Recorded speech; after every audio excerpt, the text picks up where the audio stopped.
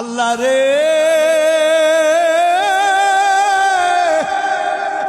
এই গুনাহগুলি নিয়া তোমার দরবারে কেমন করে হাজির হব আল্লাহ, বড় ভয় লাগে, অন্তরের ভিতরে বড় ভয় জাগে গো আল্লাহ। তবে আমি একটা কথা জানি আল্লাহ গো, মানুষ যতই গুনাহ করুক না কেন, মানুষের এই গুনার শেষেও তো তোমার রহমত আছে গো আল্লাহ। আল্লাহ আমি শুনেছি মানুষের গুনাহ যতই বড় হোক না কেন আল্লাহ, মানুষের গুনাহ থেকেও নাকি তোমার রহমতের দরিয়া আরো বিশাল। ও গো মালিক, জীবনে তোমার সিজদা দেই না,